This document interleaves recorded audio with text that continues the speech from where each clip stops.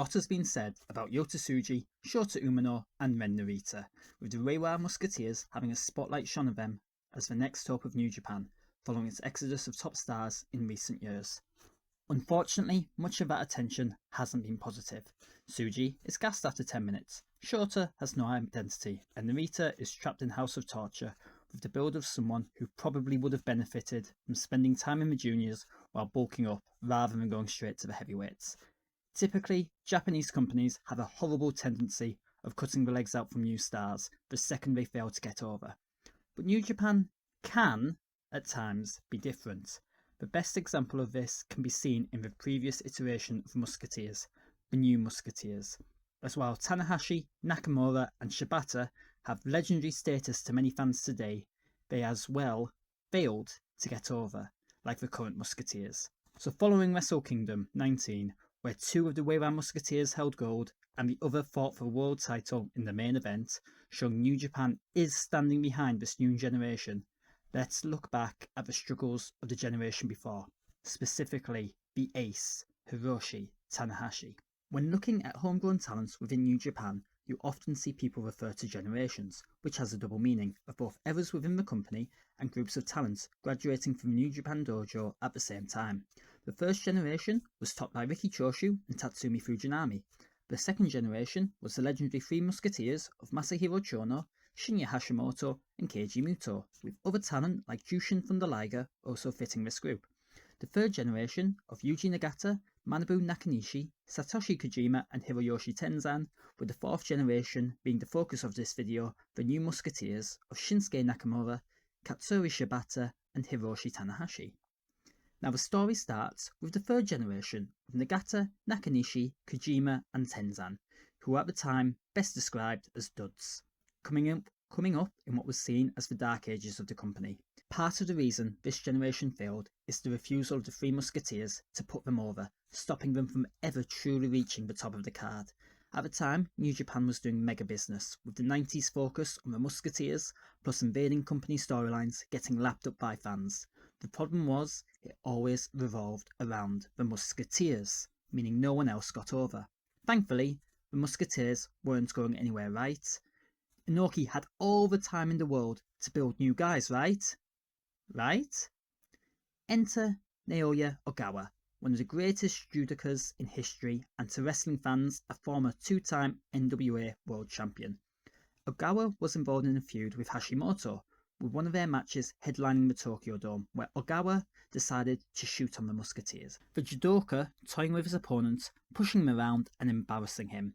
Hashimoto lost a lot of respect backstage for being so easily outclassed, with the following arguments with then NJPW owner Antonio Inoki seeing Hashimoto quit in 2000.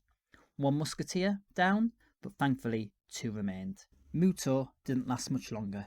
He lost to fellow Musketeer Chono at a Tokyo Dome show and decided to have a bit of a break. He rehabilitated his injured knees before one final stint with WCW in 2000. He then returned to Japan, starting with AJPW, to finish a storyline with then champ Tenryu that never got concluded from their time in New Japan, with him becoming AJPW's main star. He would work both New Japan and All Japan until 2002, where he took on the AJPW presidency and left New Japan. The loss of two Musketeers coincided with the rise of MMA in Japan. The NJPW owner is well known for his obsession with wrestler versus martial artist idea, including his infamous fight with Muhammad Ali, so he quickly latched onto the idea of mixing MMA and wrestling, leading to a booking approach we now know today as Inokiism. It essentially saw MMA fighters booked in wrestling matches and wrestlers booked in MMA fights. The MMA fighters were terrible wrestlers, putting off wrestling fans, especially when guys like Katsuyuki Fujita and sumo wrestler Tadao Yasuda were booked to win the IWGP title over established workers and the up-and-coming third-generation wrestlers. While the wrestlers were embarrassed in MMA fights, losing a lot of their star power and legitimacy, the most obvious example being Yuji Nagata. The man expected to be the third-generation ace, being put in two MMA matches where he was destroyed in a matter of seconds. For many, New Japan was on its deathbed, with no recognised stars anywhere on the roster, just MMA guys who couldn't wrestle, and wrestlers who were seen as unable to last more than a minute with an MMA guy. Inoki realised this and began to panic, deciding New Japan needed new talent, with it time for the fourth generation and the new Musketeers. Like the current Reiwa Muskateers, the Musketeer name was seemingly used as an attempt to shortcut 3 rookies to the top of the card without anything to earn it during a dire period for top stars. Also, like the Reiwa Musketeers, the new Musketeers weren't ready to be pushed. Nakamura and Shibata were generic and had less charisma than me, yes, than the guy reading this terrible video you're watching, while Tanahashi was unpolished and not seen as the type of guy who could ever be the ace. Rather than giving the generation of Nagata, Nakanishi, Kojima and Tenzan a chance to be on top of the company now they were in the prime, with the new Musketeers slowly building to their level, they were seen as already damaged goods who would never make it. Tenzan would win the belt, but was immediately booked to lose it to the 4th generation's planned ace, Shinsuke Nakamura, just 6 months after his in-ring debut. Nakamura fit in well with the idea of Inokiism. As a legit shooter who'd compete in the MMA, Nakamura failed to get over, and got hurt, leading to even more terrible booking and controversies, including Inoki deciding to book MMA fighter and infamously shit wrestler Bob Sapp as champ, before stripping him of the belt after he lost an MMA fight. While Nakamura spent years trying to find himself, the other Musketeers didn't fare much better.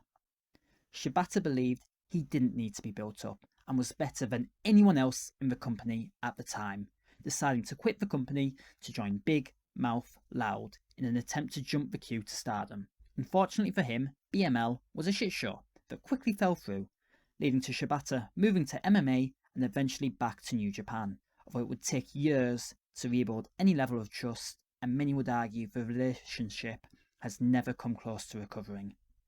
It only got worse from here for New Japan. They brought in Brock Lesnar, who used New Japan to fight his WWE contract in court, got crowned as champ, used this to get into MMA, and then left.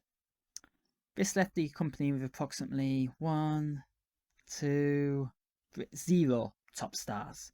It was voted worst company of the year 2 years running by the Wrestling Observer, and it got so bad New Japan ended up having to sell to Ukes. Yes, that company that made the WWE games, and that AEW game no one talks about.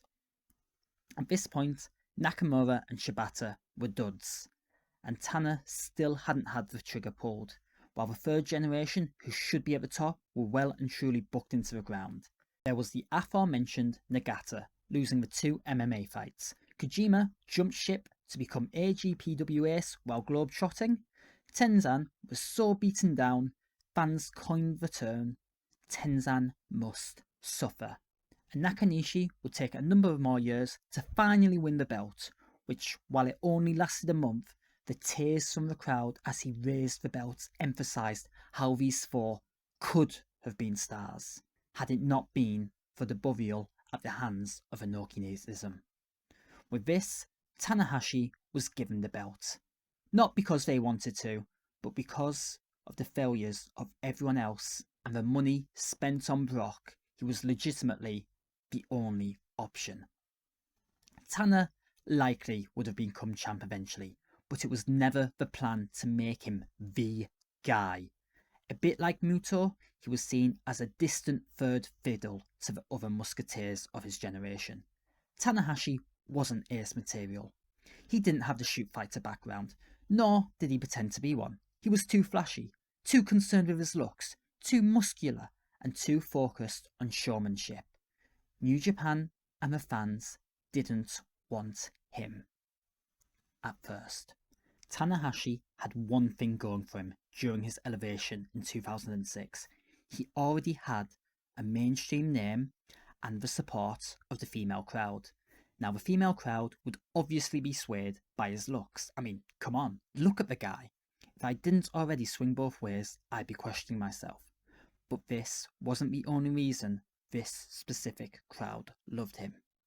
Before this, all the way back in November 2002, Tanahashi was the victim of an attempted murder-suicide. Hiroshi had recently broken up with his then girlfriend, who out of a fit of jealousy stabbed the wrestler 3 times, resulting in a punctured lung. At the time, it was used against Tanahashi by the more old-school wrestling world, with it reflecting badly on him and New Japan, portraying him as some sort of untrusty playboy, getting in the news for the wrong reasons, while also being a supposed heavyweight wrestler being injured by his significantly smaller girlfriend.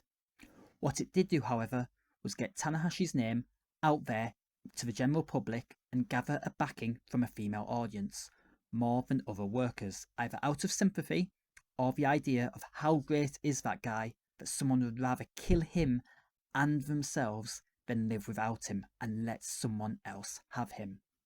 This period also highlighted his hard work. Despite having a collapsed lung, he went out of his way training and putting on demo matches with other workers in the hopes of being on the January 4th Tokyo Dome show.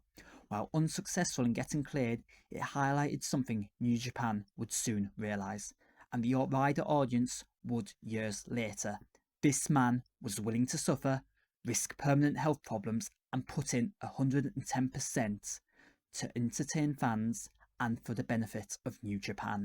New Japan quickly realised what they had in the ace by default, as the reaction he got was wild. The best comparison would be John Cena, wherein half the audience cheered for him while half booed. To the women and children, he was a handsome superhero doing everything for the company, while the die-hard old-school fans saw him as a talentless fake undeserving of the spot.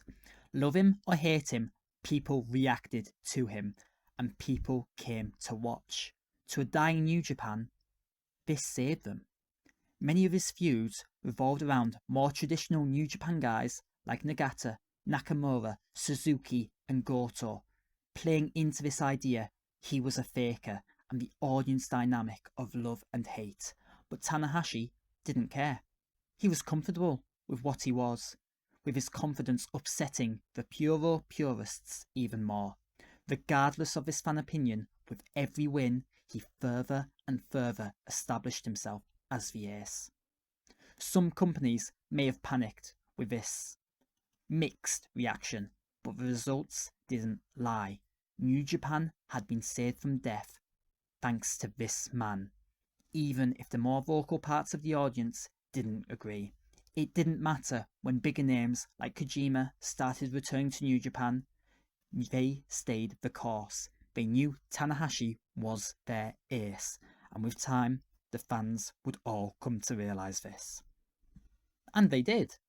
When Okada made his way onto the scene, it would become apparent that Tanahashi's heir as ace had arrived, with people's perception shifting from him being an undeserving pretender to a fading star they desperately tried to cling on to.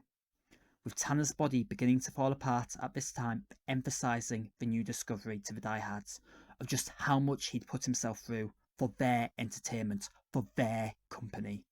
The boos towards an undeserving ace turned into the cheers of a beloved hero, not just from the women and children, but from every person in the crowd.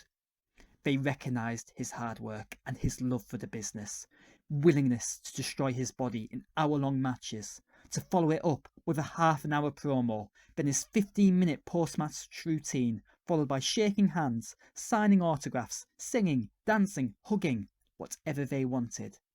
He had done this for years, and it had finally gotten their attention. To them, Tanahashi was no longer the unwanted, undeserving benefactor of others' failures. He was a living legend, an inspiration, a hero. The ace. A man who is now trusted to lead the company and develop the Reiwa Muskateers into stars who can carry New Japan into the future.